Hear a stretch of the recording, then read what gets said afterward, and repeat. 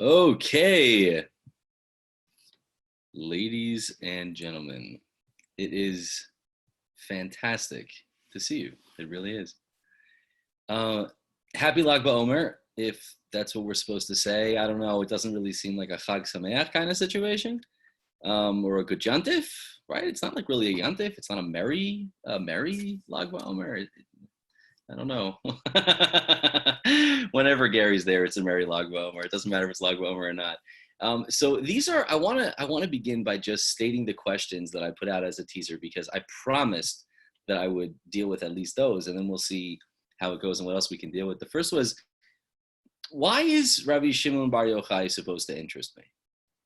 I don't mean that, by the way, in the least, in any even shred of disrespect. There were many Tanaim, there were many wonderful, amazing, incredible rabbis who are far greater and know far more than anyone who walks the earth currently does. I mean, like, why is he supposed to be important in my life? Secondly, like, how is he connected to the other 24,000 students that died? And that's a little strange, like, you have to admit, because the reason that we mourn during the Omer is because 24,000 students of Rabbi Akiva died. The reason that we don't mourn on Lag BaOmer is because Rabi Shimon Bar Yochai died. But that's very confusing, because I thought we mourn when people die. We don't rejoice when people die. It's very strange. It's awfully strange.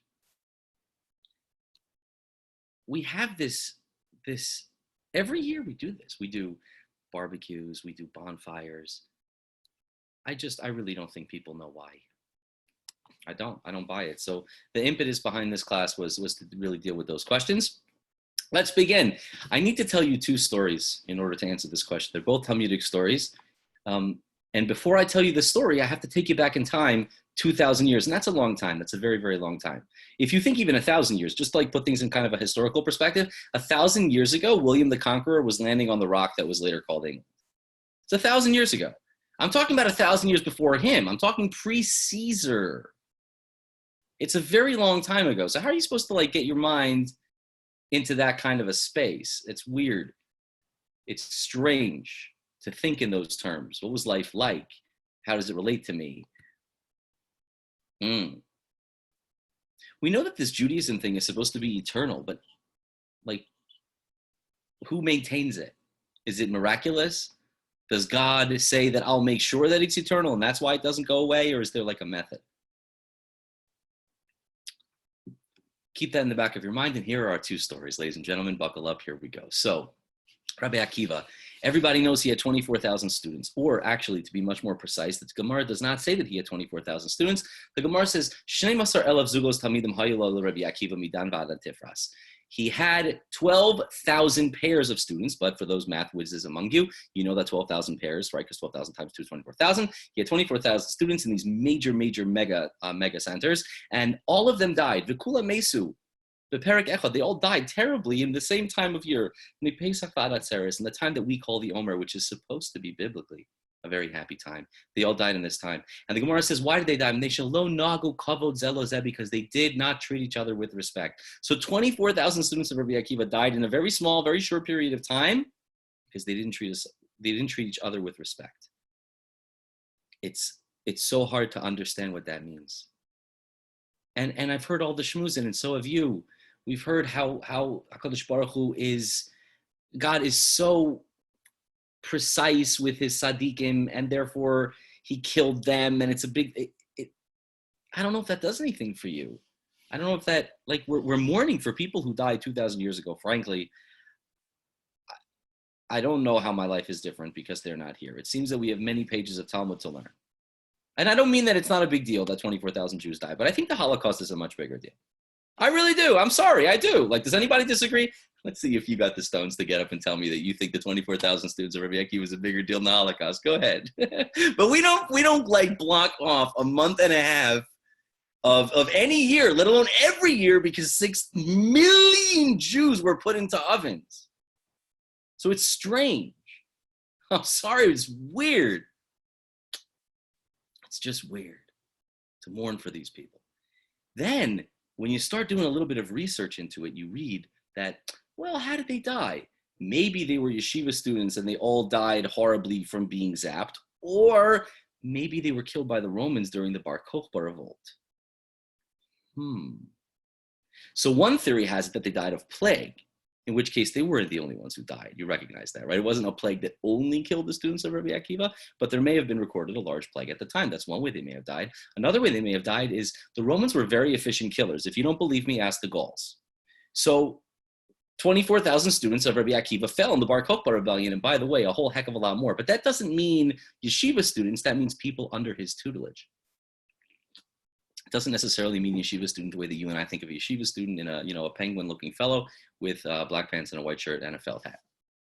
It might be a guy with a book and a sword, and in fact, it probably is. Think Hasidic Knights Templar. In any event, they died, and it was sad. And the world was shamem, the world was empty, until Rabbi Akiva started again and got 5 new students. 5 new students. And from them, we had the entirety of the Talmud, literally the entirety of the Talmud. Now, a person who's never seen a page of the Talmud, let alone learned a page of the Talmud, it's very hard to convey to that person the depth, breadth, and reach of that work. But I suppose you're going to have to Google that on your own to understand just how much information we got out of these 5 guys. The Talmud. It's incredible. It's incredible. One of those people is Rabi Shimon, who's the star of our story. So the first story is the famous story of the 24,000 students dying. Was it plague? Was it Romans? Who knows? That's the first story. Now I'd like to tell you the second story. Rabbi Shimon was an outspoken gentleman. He was an outspoken rabbi. And he was no great fan of the Romans. So one time, one of his friends said something nice about the Romans. And Rabbi Shimon goes, Rome, Western civilization, Western society. They're horribly selfish. They're immoral people. And whenever they do anything right in the UN, it's for their own interest. They just want to put more oil lobby money in their pocket. They just want to get more money out of AIPAC. They really do everything for their own benefits. It's not like they're any great friend of the Jews. P.S. You know who's really good at hearing who doesn't like them? Rome. Turns out Rome is. So if you say something bad about Rome, now it's not like Rome was so fickle that, oh no, there's some rabbi in Aventura, Florida that said something bad about Caesar, although depending upon who heard it, that may have been enough anyway. But this is much worse. This is the Ayatollah saying something bad about Caesar. This is a major religious leader who has political clout saying something freestyle horrible about the Roman Empire. So you better believe they know how to deal with that. And the answer is, I don't know, why don't we use the same drone that killed Soleimani to fire a Hellfire missile at Rabi Shimon bar Yochai and just end this right here? So Rabbi Shimon knows that you can't outrun the Roman Empire. You can't outrun the Roman Empire. You can't hide from the Roman Empire. Where are you going to hide? Oh, you'll pretend to be Amish and go live in Lancaster, Pennsylvania. They'll find you. They'll find you. If you don't believe me that they'll find you, ask Osama bin Laden, because for a long time, they didn't find him. But you know what they always do in the end? They find you. And you know what happens when they find you? Tap, tap. Tap, tap. That's what happens when they find you. So Rome, Western civilization, has been very good at finding people who don't like them for a very, very long time, although I would not equate Osama bin Laden with Rabi Shimon bar Yochai. Please don't understand that to be what I'm saying. So Rabbi Shimon knows there's nowhere you can hide. You can't go to any city, because when you go to buy baby corn in the supermarket, or when you go to get new shoelaces, or you go to get a haircut, Rome's got eyes and ears everywhere. They're big brother, and they're going to Edward Snowden you. So the only thing that they can do, they come up with a brilliant idea. It really makes a lot of sense, a lot of intuitive sense. Go live in the desert. Go live in the desert, in a cave. Do you know how hard it is to find somebody in a cave in the desert? Well, here's how hard it is. How many caves are there in the desert? Go. Guess what? No one knows. You can't find a random cave in the desert. What are you going to do? You're going to send out an army of 150,000 people to comb a desert? How would you do that? The answer is you can't. If they're in civilization, you'll find them in a second. Because the second he goes to a gas station, bang, I got you. I got you on somebody's lawn camera. I got you from the Google car. But if a guy lives in the desert, how are you going to find him? So they go off and they live in a cave. Here's the thing about a cave, though. It's not comfortable. So every day they live in a cave, and the only thing that they can eat, there's a tree outside of this cave, and there's a little brook, a stream that goes by this cave. It's deep inside the mountains in the Judean desert. Those of you who have been to Masada understand exactly what this looks like if you've seen the water topography chart over there. I don't want to go into it right now. And they lived there for 12 years. 12 years. Because believe me, when Rome is looking for you, you're not coming out. There's no reason to come out. You come out, they'll kill you. If your family ever finds out where you are, they'll kill them. They'll torture them very slowly. They'll waterboard them. What am I talking about? They do much worse than waterboarding. Every day, they have the carob tree outside, the brook of water, and their clothing, and that's it. And each other, Rabbi Shimon and his son, Elazar. It's the two of them, Rabbi Shimon and his son, in a cave with the shirt on their back, the clothes on their back, a tree of carobs, and a little bit of water. Well, they don't want to ruin their clothes because it's their only worldly possession. And whenever they pray every day, they have to look nice in their clothes. So what do? They dig a hole. They submerge themselves in the dirt and the rock all the way up to their necks. You know, like you ever do this at the beach with your kids? Like they bury you in the sand. You know, it's a lot of fun. They would bury themselves in the sand all the way up to their necks and learn Torah all day. Because what else is there to do in a cave, frankly? There was no Xbox One. There was no 360. There was no Nintendo. So you learn Torah. Like that's what there was to do in the cave. I think the best learning is done in the cave. We can talk about that some other time. So they learn for 12 years. And whenever it's time for prayers, they exit the holes that they dug themselves, put their clothing on, which was kept neat, prayed, remove the clothing, go back under, and that's what they did for 12 years. Now, P.S. Who do you think knows, who in the country knows that the Roman government is looking for Rabbi Shimon? Everybody? Everybody knows. Everybody knows. Well, it turns out that the guy, the Caesar, the governor, the guy in charge of the task force to find Rabbi Shimon and his son died. And a new guy took over who had new relationships with the Jews. A good relationship with the Jews. Much more peaceful, much more live and let live, much more what we would now consider open-minded, progressive, and humanitarian. And yet, who doesn't know this? Rabbi Shimon and his son who are living in the cave. They don't know this because they're living in a cave. So it's been a while like this. And meanwhile, there's a 9th grade trip. I'm making this up, but I'm just imagining it out loud. It may have taken place some other way. There's a 9th grade trip that goes into the Judean desert to do the rappelling thing at the Nachal Darsha and the jumps at Nachal Yehudiya. It's very wonderful. And as they're going, the history teacher is walking with her class, and she says, when would somebody finally tell Bar Yochai he doesn't have to hide out in the desert anymore because they're not even looking for him anymore? And it just so happened, wouldn't you know it, that she was a stone's throw away from the hidden cave in Nachal Darsha.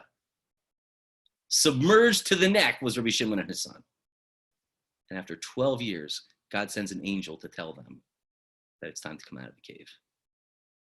So they emerge from the cave. And everywhere they look, they see people working. This guy's being an accountant, this guy's in finance, that guy's doing derivatives, this guy's doing long-term loans, this guy's a fisherman. Where are the kollels?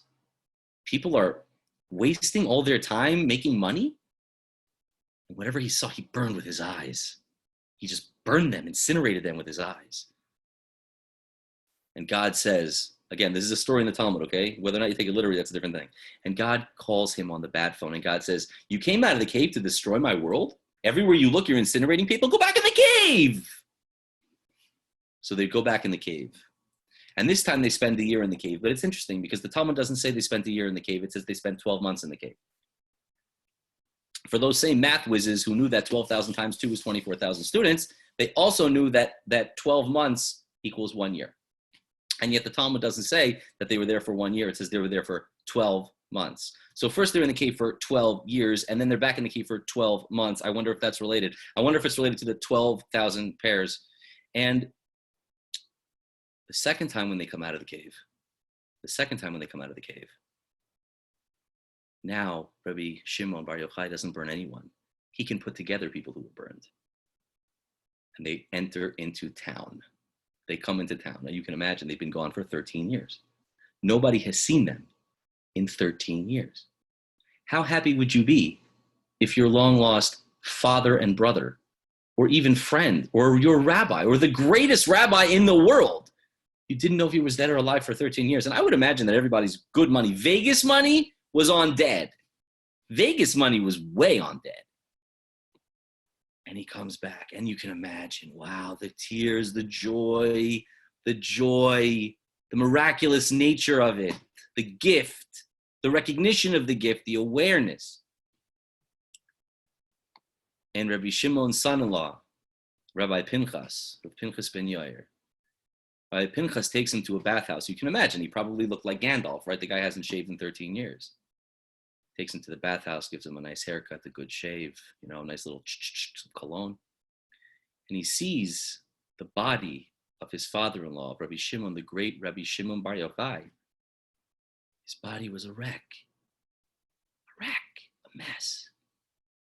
Everything was scarred, new scars and old scars, scratches, sores, gaping wounds. Remember, he lived underground for 13 years. And Rabbi Pinchas starts to cry when he sees his father-in-law in such a physical state. He can't handle it, and he starts to cry. And Rabbi Shimon says, "Why are you crying?" He says, "Oh, woe is me that I have to see you like this." Rabbi Shimon says, No. On the contrary, Ashrecha, you're praiseworthy that you get to see me like this. Because if you hadn't seen me like this, you wouldn't find in me like this. Meaning, if not for the fact that I had to go through all those years and all that pain and all those sorrows and tribulations that I went through, if I hadn't gone through them, you wouldn't find within me what I am today. I'm far greater than I was before I left and lived in the cave. How is he greater?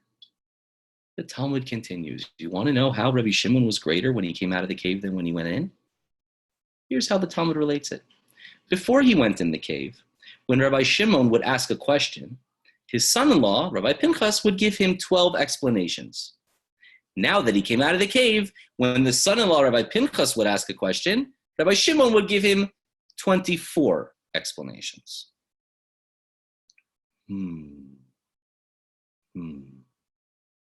Let's take both of those stories and put them together, and let's see if there's a pattern developing here. Rabbi Akiva has not 24,000 students, but 12,000 pairs of students, two sections of 12,000. He doesn't have 24, he has 12 and 12. After they all die, however they died, after they all die, he starts over and only has a few singular students, one of whom is a guy by the name of Rabbi Shimon bar Yochai, who runs into a cave for 12 years. And when he comes out, he goes in again for 12 months. And when he comes out, he's better than he ever was before, because before he went in, he would ask a question and his son-in-law would tell him 12 explanations. But now when his son-in-law asks a question, he says 24 explanations. And by the way, he died on Lag BaOmer. That's it, we're done, right? Makes sense? Okay. Here's what's going on, and it's heavy. I think it's heavy.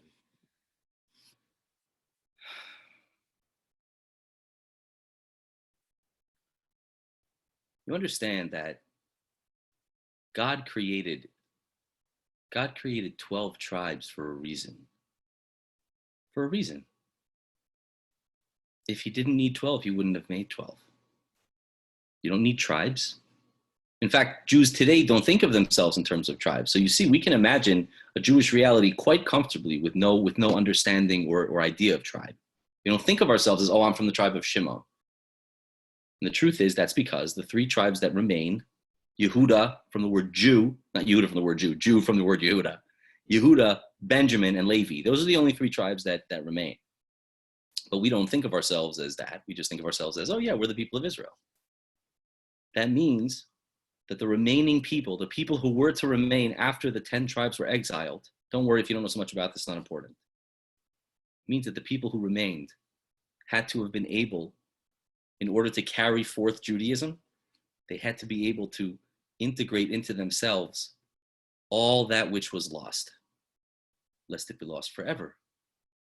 That which is integral, that which is necessary for perpetuity, for eternity, that can't be lost. So the people that remain must be able to take from the people that are gone and pull it into them to bring it forward in time. When it comes to Judaism, when it comes to our Torah, when it comes to the when it comes to the experience of what it means to be a Yisrael, there's not one way. There's 12. There are 12 different ways to process the exact same information. The exact same information. And they're all equally valid. And they're all equally powerful. And this is why, again, we have 12 tribes. They're different. If they were the same, there wouldn't be 12 of them. They'd be one nation. There's nothing wrong with one nation. There's 12 because they're different. There's harmony in difference, not in the same. You imagine a symphony of all bugles? It boggles the mind. Bugles the mind. The problem, of course, even if you're able to access all the different ways of understanding the Torah in your lifetime, even if you're one of the few, because it's so hard, let's be real. How much information is there? Like endless information. So even if you're one of those lucky few who's able to figure out one column of that, let alone all 6 columns of Shas, let alone all 12 different ways of seeing the 6 columns of Shas, imagine the singular individual that it would require, the years, the blood, the sweat, and the tears that it would require for a person to master that. Well, that's one thing, and that's only the first thing, because the problem is what happens when he dies, and the answer is nothing. It dies with him. And we've had many scholars over the millennia, many scholars. We've had scholars, man. We've had scholars. Who was it, the Israeli that said, I think, to the United Nations guy, when your ancestors were swinging in the trees, mine were priests in the Temple of Solomon? I mean, it's not like we're short on scholarly work historically. But how does that help me? Like, it doesn't make me a scholar. If Rava and Abaye and Maimonides knew everything, so I was born like inheriting some sort of like deep philosophical understanding and knowledge of the Torah? Obviously not. So what does it even help? What does it even help to know so much? And not only what does it even help to know so much, don't you understand that the way that you see Judaism, when you look at your grandparents, you go to their shul, you ever visit your grandparents' shul? We've all been there, man. We've all been there. It doesn't matter how old you are. It doesn't matter if you're 72, and it doesn't matter if you're 14. You've all visited your grandfather's shul, and God willing, we will all visit our grandchildren's shul. And do you know what they have in common? When you visit your grandfather's shul, it sucks. It's the worst. The singing is all wrong, and I hate the speech, and the seats are uncomfortable. And when you visit your grandchild's shul, it's the same thing. Oh my gosh, kids these days, I tell you, I can't believe it. Did you see they walked out here, so they're in, and here they're out, and here's what they're drinking, and this is what they're eating. You should see how they sit and they talk, and da, da, da. It's not new. And it's not only a shul thing, and it's not only a Judaism thing. The world changes constantly and consistently, and it happens so slowly that we don't notice it until we're old or something changes drastically. We don't notice it when we're in it. But we know that 1450 is different than 1650, which is different than 1950. We recognize that. We know that. It's obvious. Things change. So even if you managed to develop the entire corpus of the way to see the Torah, and you've been able to bring it all into yourself and understanding, how do you make sure it doesn't die with you? How do you make sure it doesn't die with you? And how do you make it relevant to the people who don't understand you? Good. Those were the questions that Rabbi Akiva was dealing with. Those were the questions that Rabi Shimon was dealing with. And that is the difference between the original students of Rabbi Akiva and the latter students of Rabbi Akiva. And make no mistake, what we're talking about, the stakes are eternity. That's the stakes. The stakes are, will Jews exist in the year 2000 of the Common Era? Because I promise you that Rabbi Yochanan ben Zakkai, when the Romans were attacking and sacking the city, that's the only thing he was talking about. It's the only thing he was thinking about. He wasn't thinking about the temple being destroyed, because the second they burst into the gates, even when they were outside the gates, he knew it was going to be destroyed. He knew there was going to be a Holocaust. He knew everyone was going to be murdered and massacred. He knew anyone who survived was going to be enslaved and exiled. He knew that. So he didn't give it a moment's thought, and he didn't cry one tear in that moment. You know what he did? He said, where are you going to be in 2020? That's what he did. How do I ensure Judaism? That's what he did at the time of the destruction. And he built a deal with Vespasian. He built a deal with Vespasian. It was a three-pronged deal. We're not going to go through the whole thing now, but do you know what the major backbone of his deal with Vespasian was? He says, don't kill the purveyors of the Torah. It's not because they're holier, and it's not because they're better, and a Jew who's learned is not any more important than a Jew who's not learned. We know that. Judaism says that. We don't save this guy's life faster than that guy.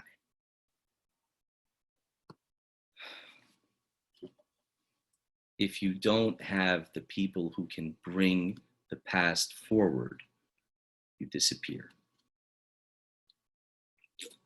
You're disconnected. Said, we'll always have Jews. I know that God won't kill out all the Jews, but a lot of them might die on the way. Let's make sure that wherever we are in time and place, in socioeconomic circumstances and geopolitical circumstances, whether they're stabbing you in the streets, shooting rockets at you from other places, or blowing you up in cafes, we have to ensure that Judaism will never end, ever. That's not a 12 problem, that's a 24 problem. You can have all the Torah in your generation. But what if you look at the Torah of the next generation and it doesn't speak to you? It's disconnected from you.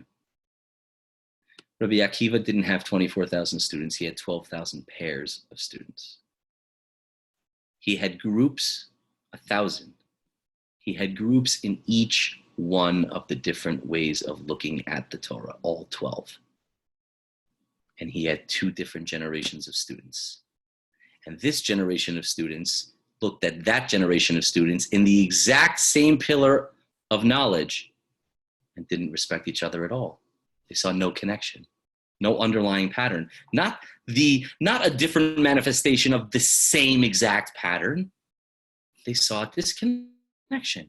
They were 12,000 pairs who didn't respect each other. So what happened to them? What always happens when you don't bridge, you die. When there's no bridge connecting you all the way back and all the way forward, you die. That's the definition of death. Don't you see? That's the definition of karet and being cut off. Tell me something. Where are the Vikings from the 13th century? The answer is they're dead. No, they're not dead, because I have a friend whose name is Bjorn and he lives in Sweden and he has a knife. And so what? He's not the Viking from the 13th century. He lives, what are you talking about? Well, his ancestors went back. Don't you understand? Everybody's ancestors go back. Everybody's ancestors go back to the Cambrian explosion. Nobody's been around for longer than anybody else. Hello. The point is that you are not a continuation of Ragnar Lothbrok, because you don't live the life that he lived, and you don't go to the oracle, and you don't read the goat knuckles. You don't live that way. It's not who you are anymore. They're disconnected. So Ragnar Lothbrok is dead. He lives only in movies. I'd say books, but nobody reads books anymore. So he lives only in movies. That's death. If you can learn all this knowledge and all this wisdom and all this information, and you can integrate it into your life, and that's fine and dandy and wonderful and good. But if you can't pass it on, you're dead. 12,000 pairs couldn't connect. So they ceased to be. Did they die of plague? Did they die of Romans? Did they die of... That's a very foolish question. That's a very foolish question. How old was George Washington when he died? Who cares? Who cares? How much did they weigh? Who cares? What color were their eyes? Who cares? How they died isn't important. That they died is important. How they died was the vehicle that was used in order to kill them, to eliminate them, because they had to be eliminated. The opposite of that, of course, you see, is Rabi Shimon. And now let's understand why. Rabi Shimon cracked the code. He cracked the code of how to go from 12 to 24. And I'll explain exactly what that means. And no, there's no magic numbers in Judaism. They're not magic. They're symbolic. It's an idea. It's conveying an idea to you. Words are literally just sounds, but they're common sounds, so you know what I mean when I say them. That's it. These numbers are ideas. They convey ideas. Rabbi Shimon goes into the cave, and all he does is learn Torah for 12 years. 12. Meaning he was able to integrate all of the Torah, all 12 ways, all 12 drachim, 12 ways of understanding in 12 years. But isn't it interesting? The type of learning that he did, what was his society like when he learned it? Was it a Western society? Was it perhaps like the Sephardic rabbis of Ur who learned in the lifetimes of the Berbers and the Moors? Was it perhaps the Rambam in Cairo? Was it the Ramban in Spain? Was it Rashi in France? Like, what kind of society did Rabbi Shimon learn the 12 ways in? The answer is a cave.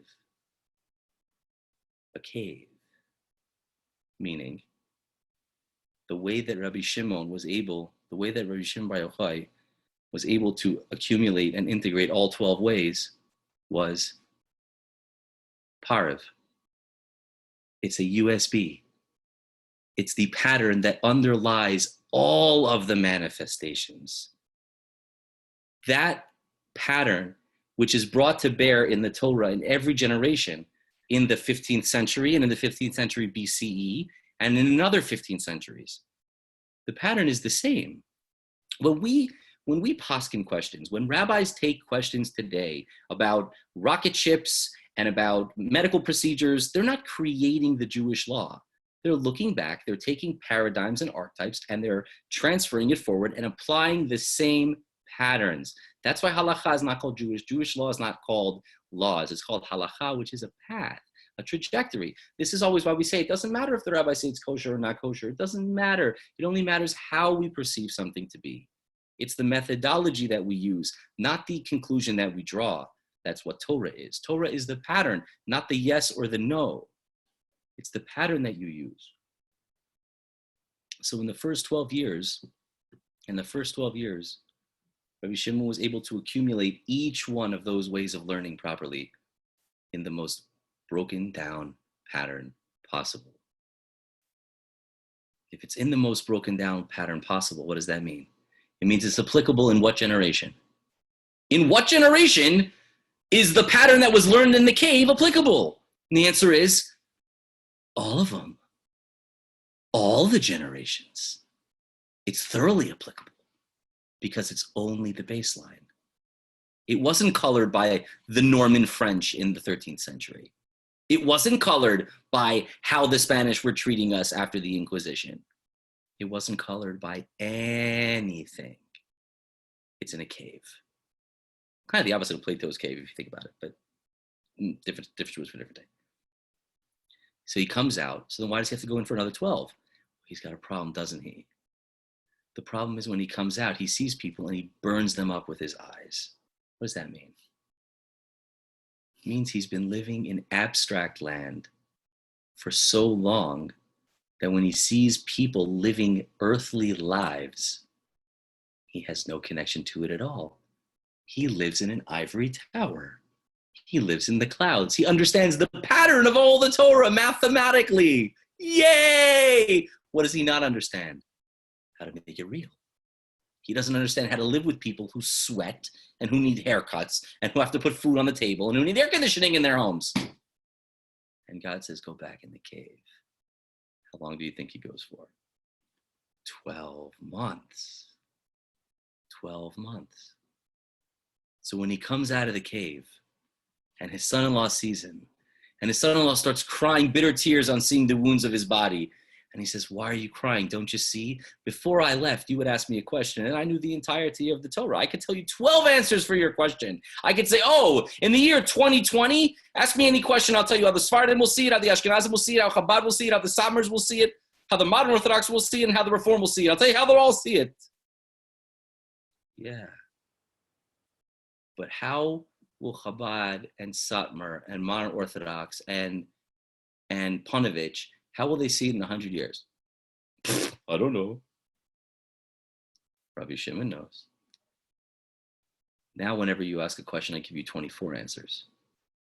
24. 12 for now, 12 for later. Now, that seems very clever. Oh, yay, Sprung found 12, 12, 24, 12 for now, 12 for later. It's like Shalach Manos, it's doggy bag. You can take it later for another. No, here's what it means. There's 12. The first 12, well, I don't know, first or second. It's not a chronological issue. It's just, we'll call them A and B. 1:12 is how Torah applies to me in my life. What should I be doing? Where should I send my kids to school? How am I supposed to have my bias, my shalom bias in my house? What kind of a parnas am I supposed to have? What kind of a Shabbos am I supposed to do? What kind of chumras and kulas and learning should I be taking upon myself and doing? That's exceedingly personal, and that is very dependent upon geographical circumstances and political circumstances, and how old you are and your financial circumstances. It's totally in so many things. That's one aspect of 12. The other aspect of 12 is giving forward to a generation of people who are not going to have the same challenges and the same advantages that we do.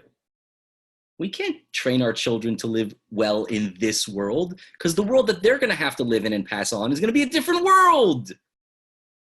So to them, we have to pass down the pattern, the underlying truth that never ceases, that never changes, that is eternal and perpetual. That's the 12 we pass on. That's the second 12 to make 24. How does it apply to me, and how do I pass it on? First 12 and the second 12, the 24. Rabbi Akiva's first students couldn't bridge the gap. They had wonderful Torah, they had wonderful thoughts, they had wonderful political ideas, great philosophies, and they're all gone. They all went the way of Ragnar Lothbrok. And then we have Rabbi Shimon. Rabbi Shimon gave us something in that cave. What did Rabbi Shimon create in the cave? The Zohar. The Zohar. The Zohar, for those of us who are not familiar, is the main and original book of the Kabbalah. I'm not getting into right now, did he write it, did Moshe DeLeon write it? I don't care. That's not the issue. You can read Gershon Shalom's Major Trends in Jewish Mysticism some other time. The point is that Rabbi Shimon, we're going to look at as the one who originated and put into its trajectory, its path, Kabbalah. What is the Zohar? Like, seriously, you know what it is? Like, you ask people, oh, it's pentagrams, and you put on a pointy hat and you can conjure demons. No. It's not magic. It's like Punjab from Annie, right? He learns Kabbalah, and then he can levitate vases for little orphan Annie.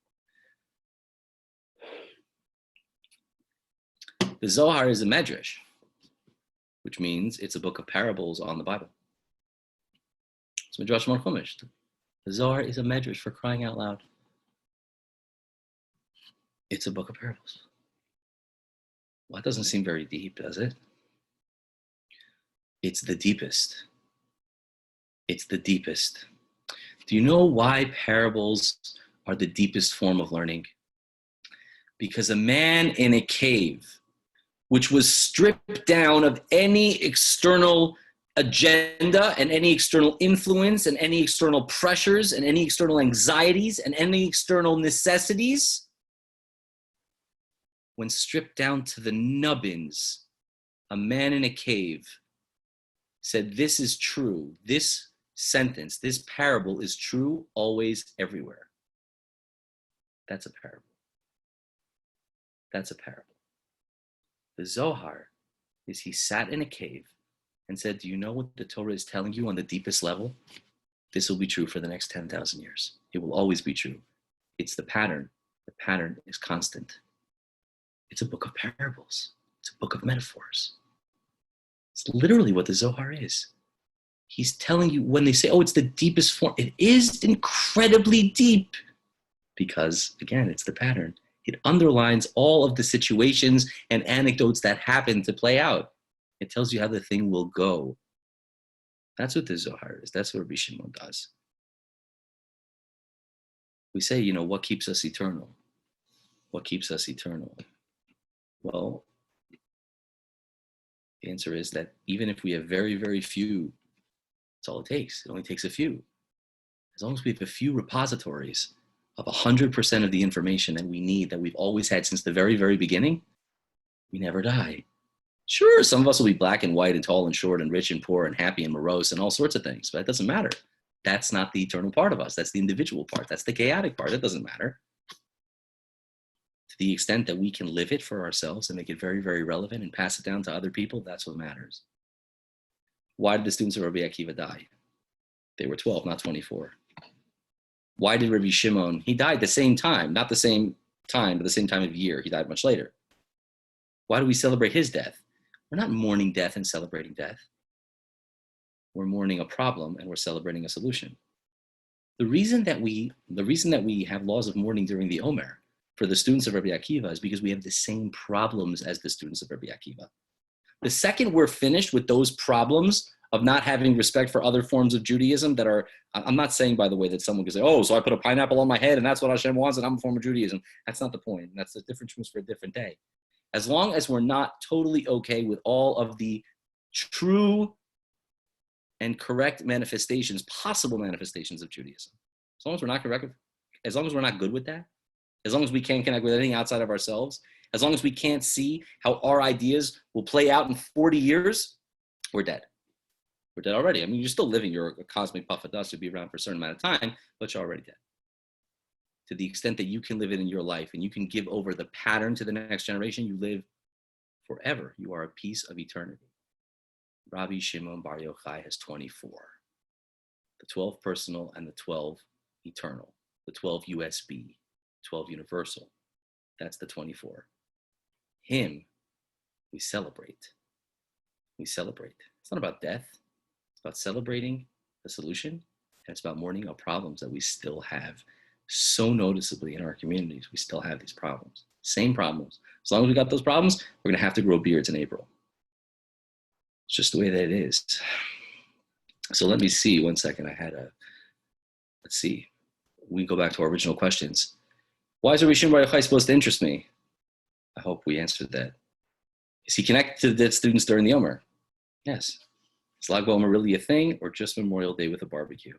I think we have answered all of our questions. But since last night, it was a little bit of a trip before I sign off and wish you all well. And it's so good to see you. And I really appreciate you guys coming out and being with me in person.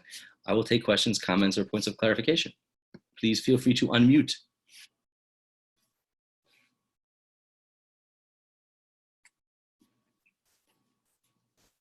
Nada?